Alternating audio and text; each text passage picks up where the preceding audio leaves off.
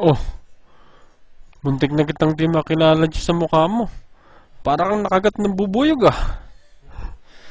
Ginagago mo ba ako pare?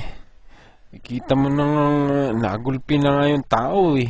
May gana ka pang biruin akong nakagat ako ng bubuyog. Bakit nalilitan ka ba sa akin? Oo nga naman pare. Nakita mo nang namagamok ka eh. Ayusin mo tanong mo. O sige. Totoo ba yung sinabi ng trainer mo na natay ka daw sa salwal mo? Di naman. Sobra naman yun. Grabe naman yun. Di naman ako natay sa salwal ko.